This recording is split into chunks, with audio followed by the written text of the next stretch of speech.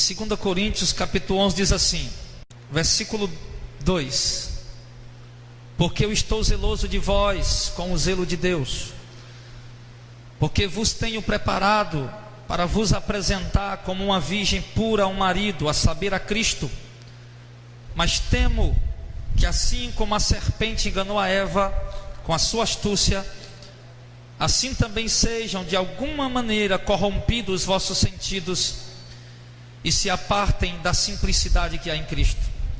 Porque se alguém for pregar-vos outro Jesus que nós não temos pregado, ou se recebeis outro Espírito que não recebestes, outro Evangelho que não abraçastes, com razão o sofrereis. Eu vi o irmão falando de sonho. Eu fico imaginando qual era o sonho de Paulo. Eu fico imaginando, meu Deus, o homem a quem nós devemos imitar, que é Cristo. Homens que imitaram a Cristo como Paulo. Qual era o sonho desses homens? O sonho de Paulo, um pouco dele se descreve nesses versículos que nós acabamos de ler.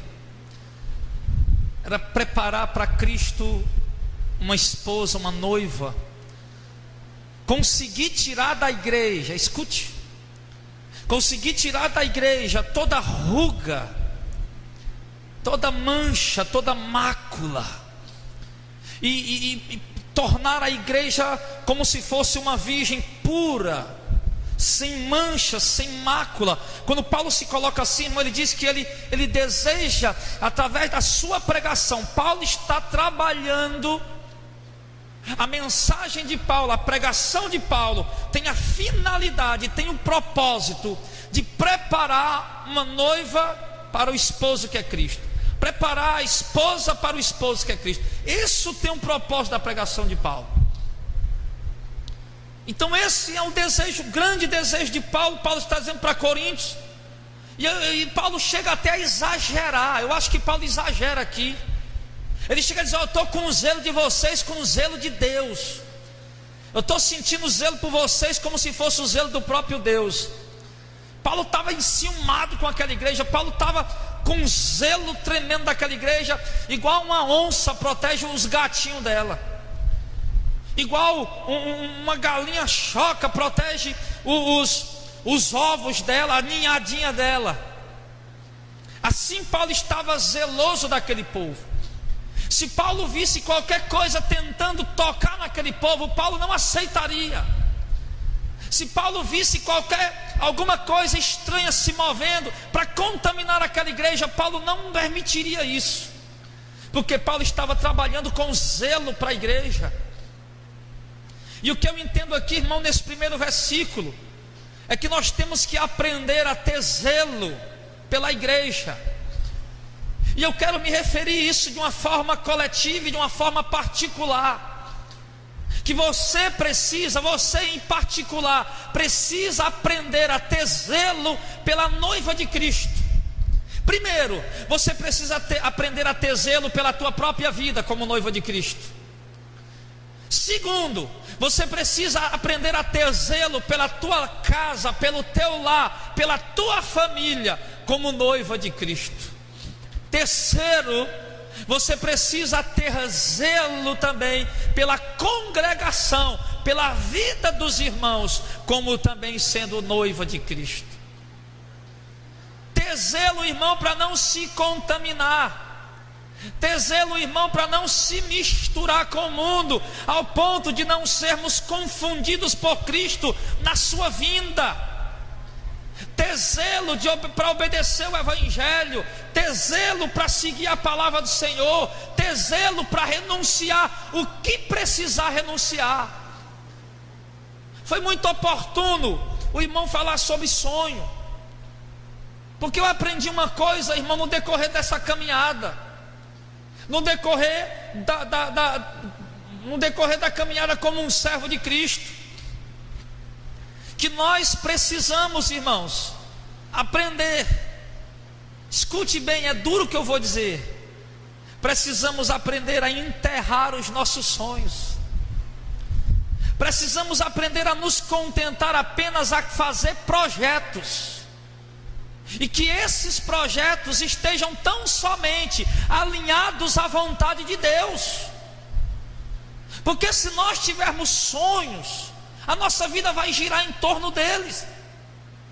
Tudo que nós vamos fazer é em prol deles, é para conquistar eles, é para realizar eles. E nós vamos acabar esquecendo de Cristo. Vamos acabar esquecendo das mansões celestiais, porque os sonhos que se refere o irmão são sonhos terrenos. Então nós vamos acabar olhando demais para essa terra, quando a Bíblia diz que nós não devemos olhar para baixo, mas para cima onde Cristo está, e não buscar as coisas de baixo, mas as coisas do alto onde Cristo está. E nós não podemos, irmão, permitir que nada venha a impedir, atrapalhar que nós venhamos receber a coroa de glória que Deus tem guardada para nós. Faça projetos, alinhe seus projetos de acordo com a vontade de Deus. Se você perceber que os projetos estão fora da vontade de Deus, então procura dar uma cortadinha nele. Sabe como você pega um pedaço de pau ou alguma coisa e você vai colocar ele num canto e ele não cabe, você tenta cortando ali para poder caber? Então pegue os seus projetos e se ele não está cabendo dentro da vontade de Deus, então dê uma paudadazinha nele assim, cortando ele, tirando aquilo que estão nos seus projetos, que não se alinham à vontade de Deus. Tira aquilo e coloca apenas aquilo que cabe dentro da vontade de Deus. Porque nós precisamos, irmão, aprender a ter zelo. Nós não podemos, irmãos, viver um cristianismo de hipocrisia. Deus tem aberto nossos olhos, tem nos mostrado a apostasia. Nós temos pregado contra a apostasia e a nossa vida. Nós temos pregado contra a teologia da prosperidade, estamos desejando a prosperidade. Nós temos pregado contra a vida regalada, estamos almejando ela. Mas com tudo isso, irmãos,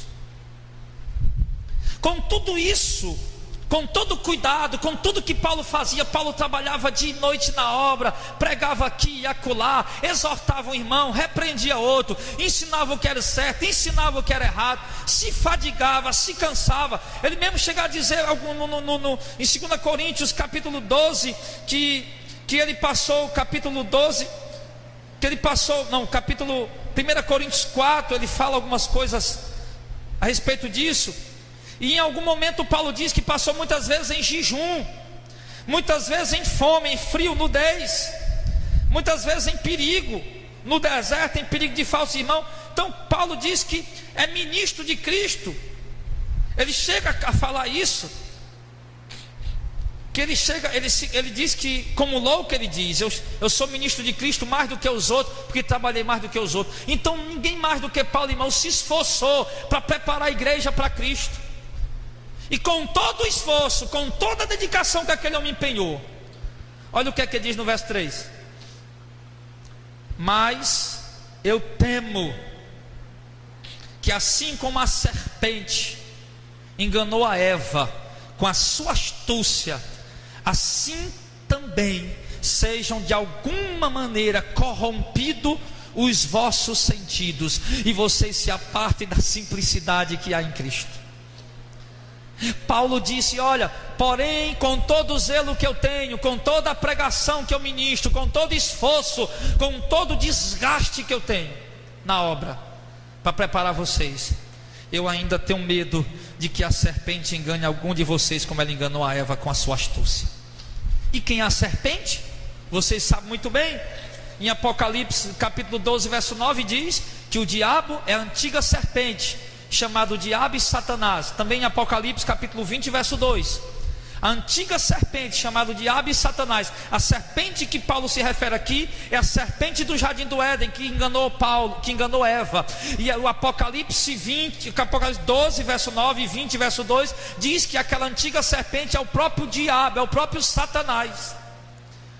que é astucioso, ou seja, ele tem a habilidade de enganar. E Paulo estava preocupado. Eu estou preocupado porque a serpente enganou a Eva com a sua habilidade de enganar, e eu estou com medo que ela engane alguns de vocês também com a habilidade dela.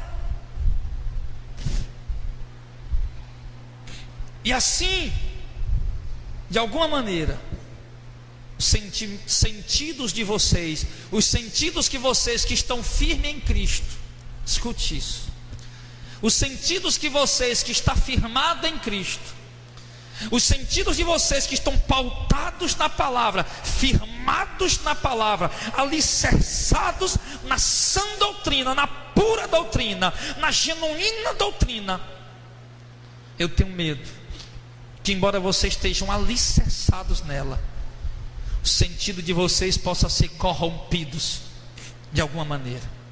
Agora preste atenção no que eu vou lhe dizer, irmão. Preste muita atenção em nome de Jesus.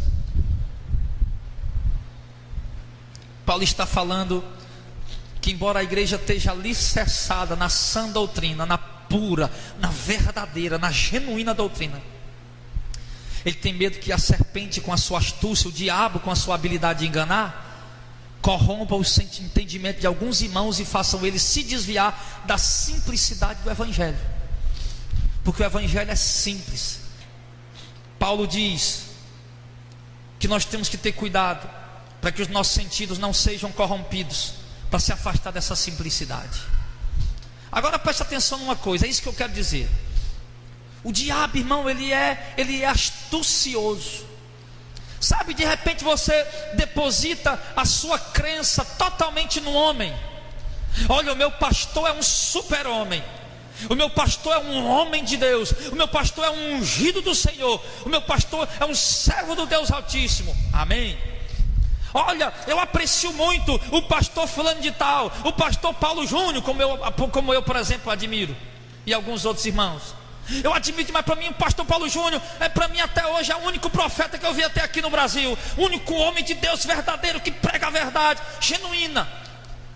Admiro muito Hernandes Dias Lopes, um homem que prega a verdade, que anuncia o Evangelho, que combate as heresias, homem de Deus.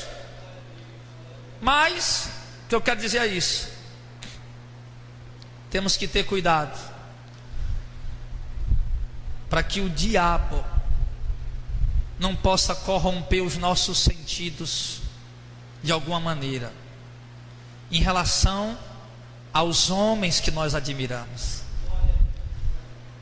Porque se eu ver o pastor Jardel pregando uma heresia, eu não me aceitarei, embora eu tenha ele como servo do Senhor. Porque se eu ver o Paulo Júnior pregando uma heresia, praticando uma heresia que ele prega contra e praticando, eu não aceitarei, mesmo sendo Paulo Júnior. Porque se eu ver o Hernandes Dias Lopes, estou falando aqui desses dois homens que estou dizendo que são homens de Deus, que a gente admira e aprende com eles. Se eu ver Hernandes Dias Lopes pregando uma heresia, distorcendo a palavra, eu não a engolirei, eu não aceitarei, eu refugarei. Essa palavra que ele pregou hoje eu desprezarei, eu não vou engolir ela. Porque, irmãos, nós temos que ter cuidado para que a serpente não venha corromper nosso sentido e nós colocarmos os homens acima da palavra de Deus. É isso que está acontecendo aí, irmão. Existem igrejas centenárias que afundaram na pregação do genuíno Evangelho, mas o povo está lá. Por quê? Porque admiram a placa daquela igreja, supervalorizaram demais aquele ministério, aquele nome fulano de tal, aquele nome daquela igreja, admiraram demais aquele determinado pastor, aquele determinado homem, filho. Mas se ele já se desviou, se ele já se corrompeu, se ele já naufragou na fé, pula do barco, continua com Jesus apenas, porque senão tu afunda também. Eu vou firmar a minha admiração em homens de Deus e procurar imitá-los até o ponto em que eles não ultrapassarem a doutrina do Santo Evangelho, porque na hora que eles ultrapassar, eles vão ultrapassar só, eu vou ficar aqui com Jesus. Você está entendendo, amém? Temos que ter cuidado, irmão, porque a Bíblia diz que eu temo que assim como a serpente enganou a Eva com astúcia, com a sua astúcia, habilidade de enganar, assim também o sentido de vocês sejam corrompidos de alguma maneira, e vocês se apartem da simplicidade do Evangelho.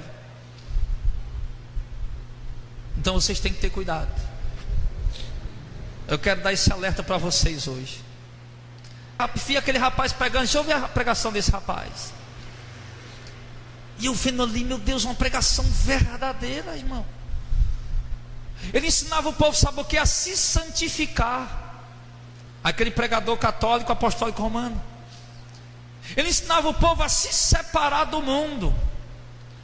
Ele ensinava o povo, irmão, a viver na presença de Deus, a andar na presença de Deus, a ter uma boa conduta diante das pessoas, a saber tolerar a fraqueza das pessoas. Irmão, uma palavra que qualquer igreja evangélica prega. E ali, no dia seguinte, eu vinha para a igreja, para a oração aqui, depois do ensaio do louvor, e eu vinha meditando. Quando deixei o Delzinho em casa e voltei, eu vinha meditando naquilo que eu vi, porque eu disse: poxa vida, Senhor, por isso a mente das pessoas estão confusas, por isso a mente das pessoas estão atordoadas, porque elas olham para um padre, o pregador católico, e vê ele pregando uma palavra daquela boa, bonita, abençoada, verdadeira. Em nenhum momento ele pregou heresia. Eu vi a pregação toda. Aí você vai, liga o rádio e está lá um pastor também pregando também uma palavra também, falando alguma coisa parecida também, uma pregação também boa. Você liga a televisão e você vai e vê liga e vê um pastor pregando também uma pregação também boa. Mas aí você vai para as obras deles, você vai para a conduta do ministério, para a forma como eles conduzem a igreja, para a forma como eles conduzem o ministério deles. Você vai e olha que eles estão totalmente alheios e distantes e afastados da verdadeira doutrina de Cristo, pregando pontos que apenas é conveniente às suas práticas, e não pregando contra alguma coisa que vá contrariar aquilo que eles praticam. E eu vendo ali, irmão, a confusão. Olha, por exemplo, no meio da rua, você passa no semáforo, vai ter algum tipo de show gospel por aí, e está um monte de jovem lá no semáforo. Você vai numa praça, está lá um monte de jovem lá dançando, um axé, alguma coisa, e rodopiando no chão aquele funk gospel, e pronto. De repente você vai e vê também no mesmo lado da igreja católica a mesma coisa, como eu vi ontem. Os jovens da igreja católica no semáforo abordando as pessoas, e quando parava ali, o sinal vermelho dava, eles iam para o meio da rua e falando de Jesus, entregando folhetos, e o jovem dançando um funk no chão, rodando no meio da pista e se levantando. E aí, meu irmão, eu perguntei ao rapaz: o que é que vocês estão pensando, estão fazendo aí? Perguntei ao rapaz da igreja católica: estão tentando mostrar para as pessoas que seguir Jesus é uma brincadeira, um entretenimento? Vocês não viram que em Filipenses 1, verso 29, a Bíblia diz que em relação a Cristo foi dado nós não somente crer nele, mas também sofrer por ele? E vocês estão mostrando para o povo o contrário, que a obra de Deus é uma diversão? Vocês estão errados. E ele me disse: eu não quero saber o que você pensa, venha ver, para você ver tantos jovens resgatados das drogas. O rapaz católico me disse: vem assistir para você ver quantos jovens resgatados das drogas. E ali, irmãos, eu juntei o argumento deles. Ele desprezou o que eu recitei da Bíblia, disse: eu não quero saber o que você pensa. Poxa vida, eu não falei o que eu penso, eu coloquei um versículo bíblico. E ele não percebeu isso. A mesma coisa quando nós distribuímos folhetos a favor de uma reforma, porque a igreja não pode comemorar a festa de uma reforma quando ela está precisando ser reformada. Nós só podemos fazer a festa da reforma quando nós fizermos a reforma. Então a gente comemora a reforma. Então, quando entregamos os folhetos lá em Madalena na rua, quando disseram simplesmente, o pastor Jardel é contra a reforma, o pessoal nem leu os versículos, jogaram fora. Poxa vida, olha o que a Bíblia diz, olha o que a palavra de Deus diz. E eu pude ver, irmão, que a cegueira da igreja católica e a cegueira da igreja evangélica apóstata, da maioria dela, é uma só. Eles estão no mesmo barco, fazendo a mesma coisa. Que embora a igreja evangélica esteja congregando num templo chamado evangélico e fazendo culto, e a igreja católica esteja congregando no templo chamado católico, fazendo missas, mas as suas obras, as suas pregações e as suas ações são todas as mesmas coisas, todos o mesmo alvo, o mesmo propósito. O que? A juntar números, agregar números de pessoas e não ganhar almas para Cristo. E eu pergunto, meu irmão, o que tem a ver resgatar uma pessoa das drogas em salvá-la para Cristo? A obra da igreja, irmão, não é salvar pessoas das drogas. A obra da igreja é salvar pessoas do inferno. Essa é a obra da igreja. Salvar alguém das drogas, a igreja católica pode salvar. Salvar alguém das drogas, irmãos, uma ONG pode salvar, como tem espalhado em muitos lugares. Salvar alguém das drogas, uma igreja apóstata evangélica pode salvar. Mas salvar alguém do inferno, meu filho, só a pregação do verdadeiro evangelho. Não é com agrado, não é com brincadeira, não é com diversão. Paulo diz: eu estou com medo de que a serpente engane vocês.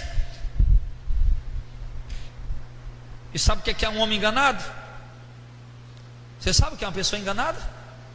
Uma pessoa enganada, ela está enganada achando que está certa. Porque se não fosse, ela não estaria enganada. Se ela soubesse que está errado, ela não estaria enganada. A pessoa só está enganada quando ela está fazendo algo errado, pensando que está certo. E o diabo está dizendo, sim, aliás, Paulo está dizendo que tem medo que o diabo, com a sua habilidade de enganar, com a sua astúcia, ele engane e corrompa a mente dos irmãos. Sabe o que é isso, irmão? É, como eu posso dizer, admiração demais ao Papa, admiração demais ao cardeal, admiração demais aos padres, ao clero, admiração demais a pastor fulano de tal, admiração demais a bispo fulano de tal, admiração demais a apóstolo fulano de tal. Filho, eu posso admirar quem quer que seja, porém eu só vou admirá-lo até onde ele for dentro da palavra. Na hora que ele sair da palavra, eu já pode perder a admiração dele. Mas alguns admiram ao ponto de seguir o camarada até dentro do fogo, se ele for. Vai numa dessas feiras evangélicas aí para você ver. Você não vai ver pastor chegando ali de Land Rover, de Hilux, de carro importado ali à torta e à direita, com terno caríssimos, com joias de ouro caríssimas, tudo ostentando. Todavia, as doutrinas que muitos têm ensinado, tanto católicos como evangélicos, estão totalmente, na sua maioria, distorcidas com a palavra do Senhor. E a palavra de Deus, irmão, não pode ter nem um pouco de fermento. Você entende isso? Jesus advertiu e disse: olha, um pouco de fermento incha toda a massa. Se colocou um pouco, a palavra de Deus tem que ser pura, limpa. Colocou um pouco de fermento, pronto, perdeu, inchou, perdeu. Então, se você está aí querendo viver o evangelho puro e limpo para ser salvo, mas colocar o fermento da igreja católica ou dessas igrejas evangélicas caídas, ou de algum pastor que a gente admira, mas que vier entrar em apostasia, se você deixar dentro de você, você vai inchar igual ele. E Paulo diz assim, ó. Agora preste atenção como é que isso acontece. Pastor, como é que eu posso identificar então quando a serpente se mover para tentar me enganar? Ou como eu posso identificar, pastor, como a serpente, o diabo, Satanás, com a sua habilidade, está enganando o povo aí fora, as igrejas? Como é que eu posso identificar isso?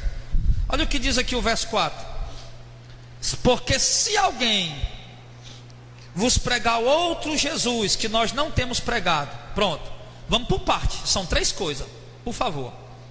Primeiro ele diz: se alguém pregar um outro Jesus que nós não temos pregado. Vamos ver aqui, irmão, irmão. Vamos ver se o Jesus que nós pregamos, aliás, vamos ver se o Jesus que a geração de hoje está pregando é o mesmo Jesus que Paulo pregou. Porque Paulo está dizendo: se alguém vos pregar outro Jesus que nós, os apóstolos, não temos pregado. Então vamos comparar aqui, vamos comparar. O que é que o Jesus que Paulo pregou ensina a respeito da riqueza? Vocês sabem? Mateus 6, não ajunte riqueza na terra. Amém? Ninguém pode servir a Deus e as riquezas. Mateus 19, Lucas 18. Dificilmente um rico entrará no reino do céu. 1 Timóteo capítulo 6, ele diz: contentai-vos com o que vocês têm. Tenham que comer e com o que se cobrir, esteja com isso contente. Porque os que querem ficar ricos caem em tentação e em laço, e muitas concupiscências louca e nociva, e acaba se desviando da verdade. Tu, homem de Deus, foge disso. Então logo, nessas palavras aí, eu não vou usar muitos versículos, não precisa. Você sabe muito bem o que Jesus disse para os ricos. Lucas capítulo 12, por exemplo: vós ricos, vendo o que tem e dê aos pobres. Lucas capítulo 6, Jesus fala: ai de vós os ricos, porque vocês já têm vossa consolação. Enfim, nós vemos claramente Jesus, o Jesus que Paulo pregou, disse para os homens não ajuntar riqueza. E os Jesus que estão pregando hoje aí, o que é que Jesus deles está dizendo? Que vai dar riqueza para eles, é ou não é isso? O que é que Jesus deles está prometendo?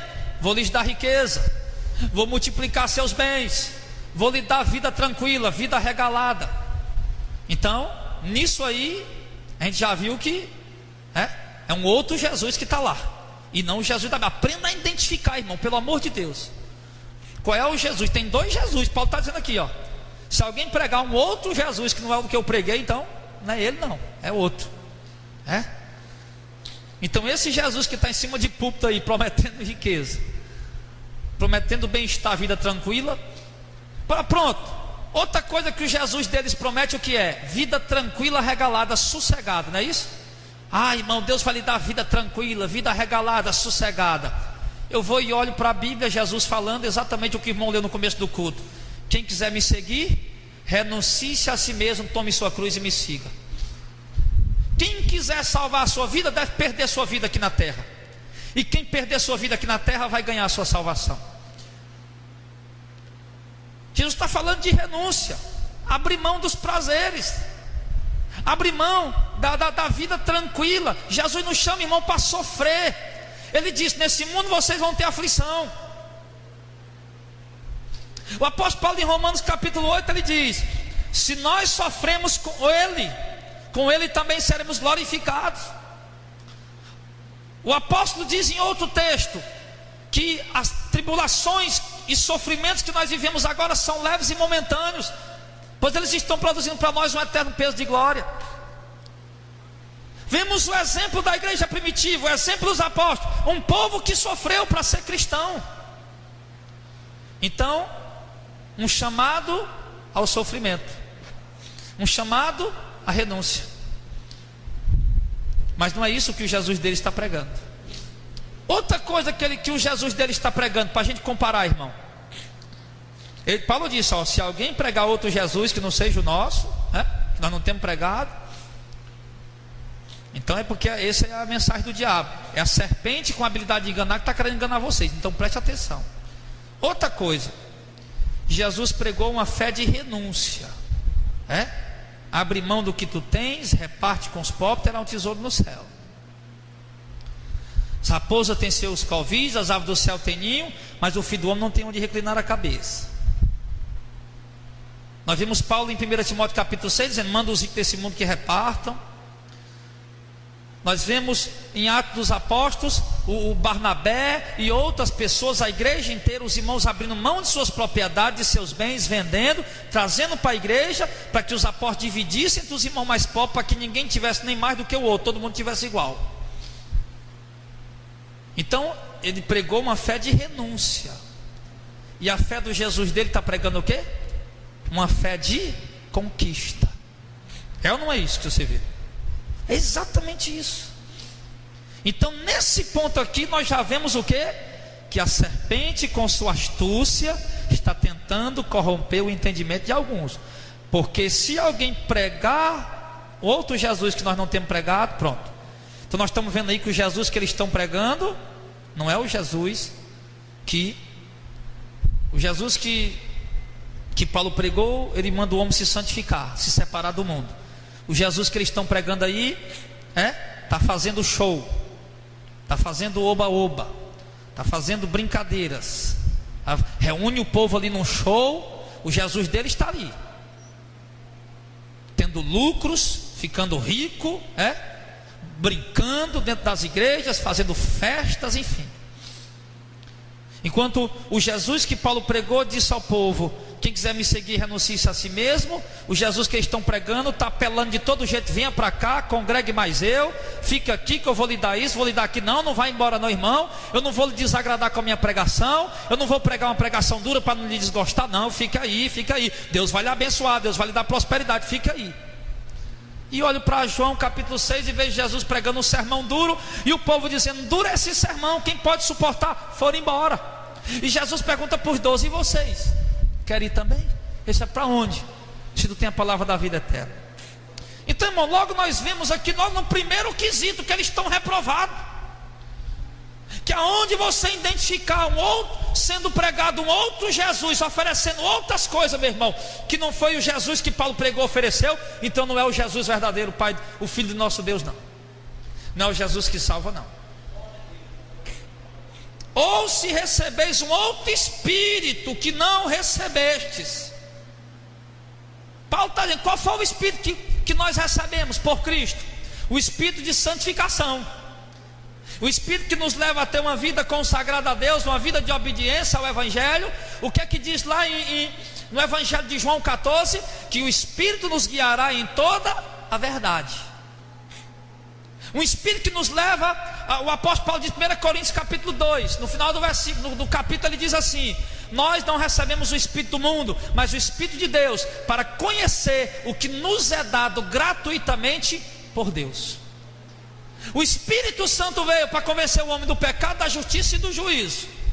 O Espírito Santo nos foi dado para que nós conheçamos o que nos é dado de graça por Deus, o que Deus nos deu de graça. Então é pelo Espírito Santo que nós temos aquelas revelações gostosas. Sabe aquela revelação gostosa que você de vez em quando tem lá das mansões celestiais, dá aquela vontade de ir para lá? Esse é o Espírito Espírito Santo que Paulo diz que nós recebemos. Mas o Espírito, e vocês receberam outro Espírito que nós não recebemos, mas o Espírito que eles estão recebendo, e qual é? Um Espírito que faz eles olhar para o mundo, um Espírito que conduz eles cada vez mais buscando as coisas desse mundo. Uma geração que praticamente, irmãos, de religiosos que tem uma vida total, tem uma visão totalmente voltada para conquistas terrenas. Esse não é o Espírito que nós recebemos. O Espírito Santo nos leva a almejar as mansões celestiais. O Espírito que eles estão apresentando leva o povo a cobiçar as bênçãos terrenas. O Espírito Santo nos leva, irmão, a sentir gozo em saber que um dia nós vamos ser redimidos, resgatados e transformados e glorificados e reinar com Cristo nas mansões celestiais. O Espírito que eles estão dando aí tem um desejo, uma cobiça totalmente de que chega o dia da conquista, da casa nova, do carro novo, do carro importado, da mansão na beira da praia, do primeiro milhão, o segundo milhão. Um Espírito que gira totalmente em torno das coisas desse mundo. Amém?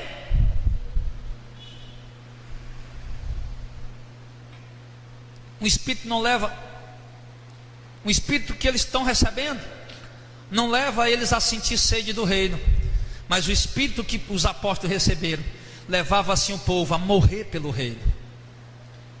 Por que você acha que a igreja primitiva morreu pelo reino de Deus sem nunca ver? Por causa do Espírito que eles receberam. Por que vocês acham que o apóstolo Paulo se deixou ser decapitado lá em Roma? Por que você acha que o apóstolo Tiago se deixou ser morto ao fio da espada? Por que você acha que o diácono Estevão se deixou ser apedrejado? Pelo Espírito que ele tinha, que esperava o reino dos céus. Mas o Espírito que eles estão dando aí ou recebendo, a única coisa que eles esperam é uma conta bancária gorda. São apenas coisas dessa vida. esse não é o espírito que nós recebemos.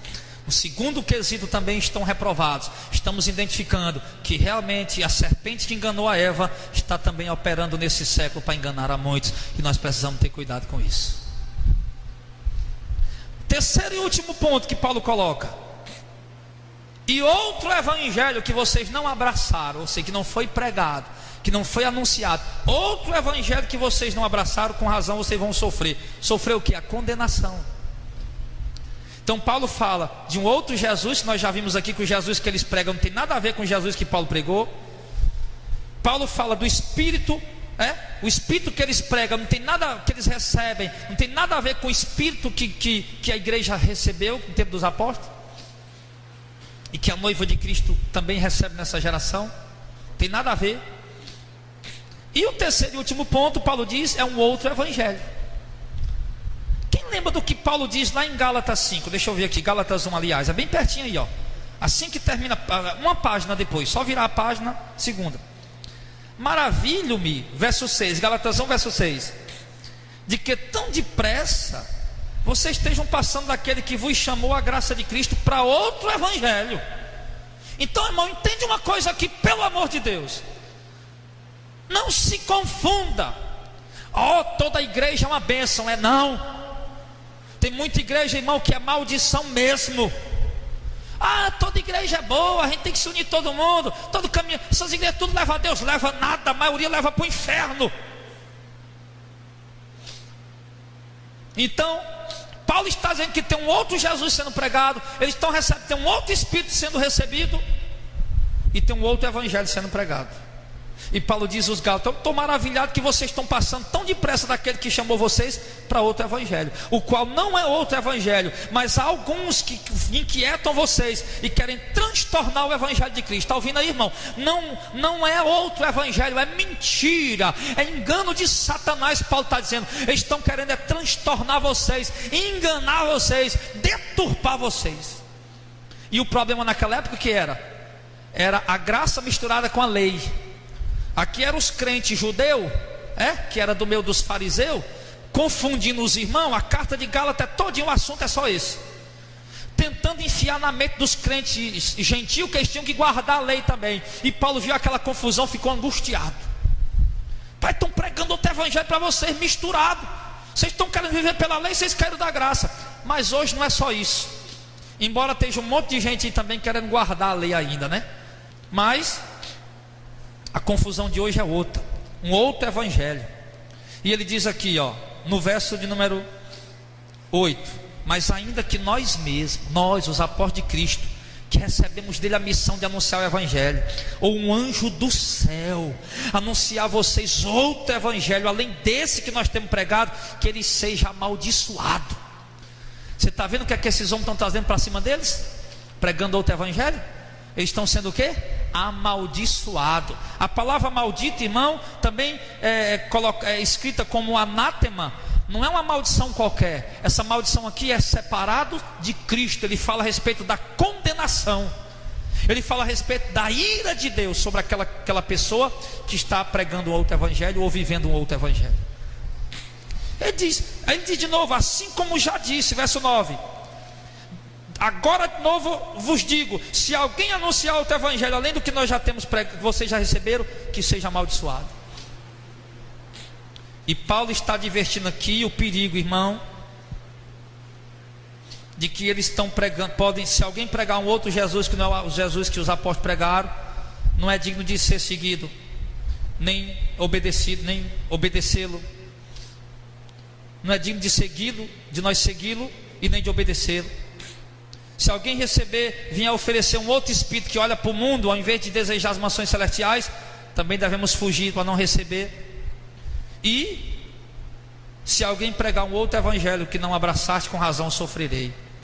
Agora deixa eu te perguntar uma coisa aqui. O que é que significa a palavra evangelho?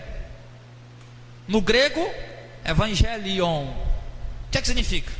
Porque o Novo Testamento foi escrito no grego original. Evangelion significa boas novas. Mas boa nova de quê? Alguém pode chutar? Um pouco diferente, mais ou menos. Boa nova do reino. O evangelho, ou seja, o evangelho de Cristo, o evangelho que os apóstolos pregaram, foi o evangelho do reino. O que é que Jesus falou em Mateus 24 mesmo? No versículo 14, é? Deixa eu ver se é. Mateus 24, verso 14. E este evangelho do reino, olha aí. Este evangelho, quer dizer, o evangelho que eu estou pregando, este aqui, este microfone, este evangelho do reino, este, que Jesus disse este, porque estava com ele, este evangelho do reino, será pregado em todo o mundo, em testemunho a todas as nações, então virá o fim. Então Jesus, quando Paulo se refere ao evangelho, ele se refere àquele evangelho que Cristo pregou, que é o evangelho do reino. Aí Paulo diz que nós temos que ter cuidado, porque pode vir alguém pregando um outro evangelho que nós não abraçamos. Pastor, e o que pode ser um outro evangelho? O evangelho da prosperidade. O evangelho a maioria da igreja evangélica brasileira, irmão, é uma igreja convertida ao evangelho da prosperidade. A maioria da igreja evangélica brasileira é convertida ao evangelho do triunfalismo. A maioria da igreja evangélica brasileira é convertida ao evangelho do bem-estar, da vida tranquila, da vida regalada. O povo está se convertendo nesse evangelho, mas o evangelho do reino não fala, o evangelho do reino não traz promessas terrenas para o aqui e agora, irmão. O evangelho que o povo está se convertendo é um evangelho imediatista. Deus vai lhe dar, é o milagre urgente, vem o milagre urgente. É 7 semanas, irmão, com 7 semanas Deus resolve o teu problema. Venha, é 7 semanas da quebra da maldição, não sei de onde. Pode vir, venha, Deus resolve. É tudo urgente, imediato, e tudo voltado para as coisas terrenas. Eu nunca vi uma campanha numa igreja. Vamos fazer uma campanha na igreja. Eu nunca vi uma campanha na igreja. Vamos fazer uma campanha de 7 semanas esperando o reino de Deus. Eu nunca vi uma campanha numa igreja evangélica dizendo: vamos fazer uma semana de 7 semanas, uma campanha de 7 semanas para a nossa santificação. Nunca vi. Eu vejo campanha para abençoar a família, eu vejo campanha para dar dinheiro, eu vejo campanha para dar cura, eu vejo campanha para fazer milagre, mas eu não vejo campanha voltada para as coisas do alto, para as coisas celestiais, para o reino vindouro. O evangelho, irmão, o evangelho que o povo, que Paulo diz, nós temos que ter cuidado, que alguém pregue outro evangelho que vocês não abraçaram. O evangelho que Paulo abraçou foi o evangelho do reino. O que é o evangelho do reino, pastor? Foi uma mensagem, escuta isso aqui, irmão, que eu tenho que falar com calma. O evangelho do reino foi uma mensagem que Jesus trouxe. Quando Deus criou o céu, a terra, o mar e tudo que neles há, Deus já tinha preparado isso. Tudo já estava preparado lá. Só que era um mistério de Deus que estava em oculto, escondido. E quando Cristo, ninguém sabia de... Olha lá para o Antigo Testamento, ninguém sabia de reino de Deus. Ninguém sabia disso.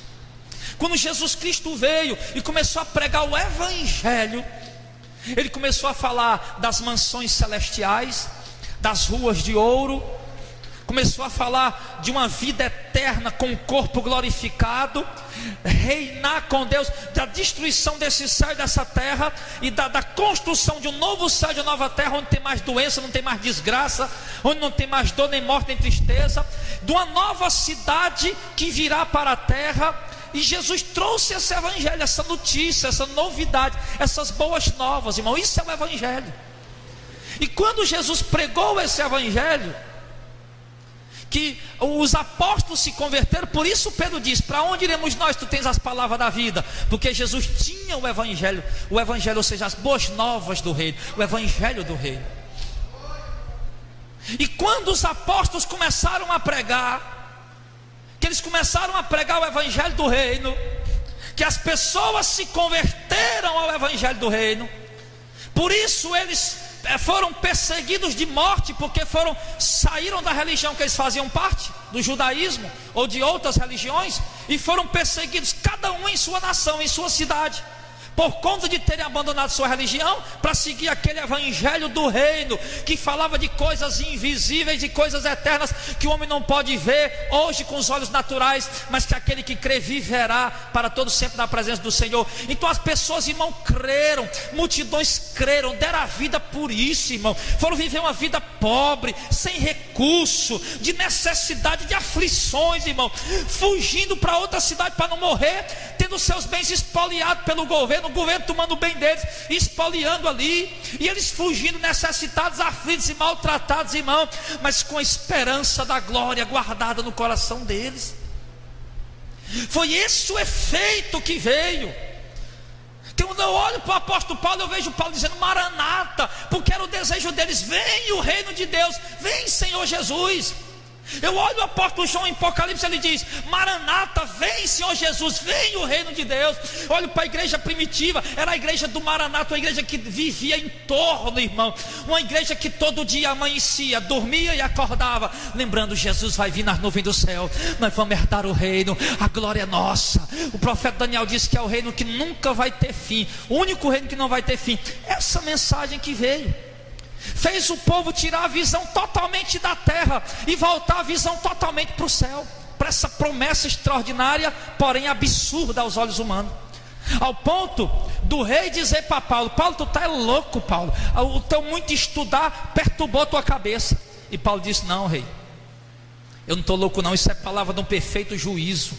O que eu estou falando aqui, a realidade vai acontecer. Quem dera vocês fossem igual a mim, menos essas algemas nas minhas mãos. Aquele povo, irmão, almejava o reino, eles ansiavam o reino, eles esperavam o reino, irmão. Eles tinham paciência na tribulação, eles sabiam suportar as angústias, as tristezas, consolados pela consolação das Escrituras, de que um tempo de glória eterno virá. A glória lá é tão grande, irmão, que o apóstolo Paulo diz aqui em Coríntios capítulo 12, 2 Coríntios 12, ele diz que ele foi arrebatado até o terceiro céu, até o paraíso. Ele ouviu palavras, irmão, que é impossível, Paulo diz, palavras que são impossíveis de explicar com palavras humanas, são inebriantes, encantadoras, extraordinárias demais, não tem como se explicar com palavras do que eu ouvi e vi. Paulo disse isso. Foi esse o efeito, irmão. Foi isso que levou Paulo a renunciar, os apóstolos a renunciar, os irmãos da igreja a renunciar. Esse é o efeito que o evangelho trouxe para a vida deles. E o outro evangelho, o que é que o outro evangelho está fazendo? Está destruindo essa fé, irmão. Esse outro, Paulo disse: tenham cuidado, que podem pregar também um outro evangelho. São 3 pontos a ser observado: um outro Jesus, um outro Espírito e um outro Evangelho. O Evangelho que estão pregando hoje, irmão, está matando a igreja. O Evangelho que estão pregando hoje, irmão, está destruindo a fé dos irmãos. O Evangelho que estão pregando hoje, irmão, está matando os sonhos espirituais da nova Jerusalém da igreja. Está matando. Você quase não encontra, seja sincero aí, seja sincero. Você quase não encontra hoje, irmão, um crente renunciando sua vida, esperando o reino de Deus. Você quase não encontra hoje, irmão, um crente com o coração queimando a chama dentro dele, esperando o reino de Deus. Você quase não encontra. É mais raro do que pérola no fundo do mar. Por quê? Por causa desse evangelho maldito e desgraçado que esses infelizes falsos profetas estão pregando para o povo. Mas como eu, pela misericórdia de Deus, eu sou servo de vocês e servo de Cristo, eu estou dizendo a vocês essa noite, irmão, tenham cuidado, para que vocês não venham se embelezar com aparências. O irmão disse para mim um dia, o homem de Deus, foi numa igrejona grande, confortável, a coisa mais linda, era luxo para cá, era luxo para lá. Me sentei naquela poltrona zona e eu disse: se eu não andasse pela palavra, ia congregar era aqui, mas anda pela palavra. Congrega, não tá procurando aparência, está procurando a palavra, o evangelho do reino. Então, Vocês têm que ter cuidado. Para a gente concluir, Paulo diz: eu temo que vocês sejam enganados igual Eva foi enganada, porque a serpente usou astúcia, habilidade para enganar, ofereceu aquilo que é atraente aos olhos, aquilo que é atrativo para a carne, aquilo que era para aqui e agora, imediato. Trabalhou em cima da cobiça, em cima do desejo, em cima dos sonhos, em cima da necessidade. A serpente trabalhou ali com astúcia, parecendo amigo, parecendo doce, parecendo companheiro, parecendo que queria o bem, parecendo que queria. O homem está sempre em busca de novidade, coisa nova, né? Parecendo que estava dando uma novidade boa para Eva. E assim, irmão, o diabo está operando nessa geração. Abram os olhos, pelo amor de Deus. Um outro Jesus está sendo pregado, ficou muito claro aqui. Eu comparei o Jesus que a maioria das igrejas estão pregando com o Jesus que Paulo pregou. Não tem nada a ver.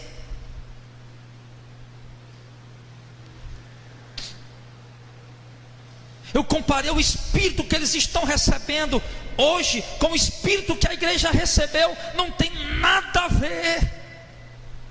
Eu comparei aqui com o evangelho que eles estão pregando hoje com o evangelho que os apóstolos pregaram, que Cristo pregou. Não tem nada a ver. Nada a ver. Então ele diz: se alguém for e pregar outro evangelho que nós não temos pregado, ou se receber um outro espírito que vocês não receberam, ou um outro evangelho que vocês não abraçaram, com razão vocês sofrerão ou serão condenados. Com razão, irmão. Essa geração, muitos serão condenados e terão uma surpresa desastrosa. Leonardo veio ousadamente. Eu achei muita ousadia daquele homem. Eu acho que para um homem dizer isso no púlpito, irmão, ele tem que ter o joelho sangrando de oração. Isso é um risco muito grande falar isso no púlpito, porque o que eu posso estar pregando no púlpito aqui pode estar amontoando brasa sobre a minha cabeça, se eu não estiver procurando viver o que eu estou pregando, se eu não tiver vida de oração, não tiver vida com Deus. Leonardo Rivendio disse que a geração que vai encher o inferno mais rápido é a geração do século 21. E parece que ele tem razão. Mas como eu disse, aquele homem, certamente, se você mandasse, levante as calças aí para ver se você ora, tenho certeza que o joelho daqueles homens era uma mina de sangue descendo, por causa da ousadia dele em dizer isso. Ele não seria louco em falar isso se não tivesse uma vida com Deus em oração. Então, meus irmãos, o conselho que eu deixo para vocês é que abra os olhos. Existe um sistema maligno operando aí, chamado sistema de unificação. Algumas igrejas têm trabalhado para que haja essa unificação no mundo, uma unificação religiosa. Não, todo mundo é companheiro, todo mundo é amigo, nós somos todos filhos de Deus. Se unir todo mundo. Existe um sistema diabólico trabalhando para isso, para unificar. E quando esse sistema entrar em vigor, como lei governamental brasileira ou em qualquer nação, que isso vai ser no mundo inteiro, aqueles que pregarem alguma mensagem protestante vão ser tidos por inimigos do governo, vão ser tidos como perturbadores da ordem. Rapaz, está todo mundo em paz aí, rapaz? Procuramos tantos anos estabelecer a paz. Você vem com essa pregação aí, rapaz? Para com isso aí. Cadeia neles. Foi o que aconteceu com os apóstolos no passado. Foi o que aconteceu com John Hus. Foi o que aconteceu com Martinho Lutero. Foi o que aconteceu com Jerônimo Savonarola. Foi o que aconteceu com João Wesley. Pedradas. Foi o que aconteceu, irmãos, com John Bunyan, preso por causa disso também. Foi o que aconteceu com homens em algumas gerações, e é o que vai acontecer em algum momento também agora, na última hora. Então nós temos que aprender a identificar o evangelho. Admiro aquele homem é um servo de Deus, mas se ele distorceu a palavra por um momento, se ele adulterou a palavra, ou se ele está usando o ministério para benefício próprio, ele já não é mais digno da nossa admiração. Se ao invés de ganhar almas está querendo construir um império como Nabucodonosor, já não é mais digno da nossa admiração. Nós temos que ter muito cuidado com isso, porque a serpente é astuciosa, e há um outro Jesus sendo pregado aí. O outro Jesus está sendo muito mais pregado do que o Jesus que Paulo pregou. O outro Espírito está sendo muito mais recebido do que o Espírito Santo que a igreja recebeu. E o outro Evangelho está sendo muito mais anunciado do que o Evangelho que os apóstolos pregaram. Então tenha cuidado. A cruz de Cristo, os cravos nas mãos de Jesus, não foi o sangue derramado, não foi para ninguém estar embaixo com a latinha aparando como se fosse dinheiro. Ali foi para lavar os nossos pecados. Se arrependa, siga o Evangelho e você será salvo. Vamos ficar de pé em nome de Jesus.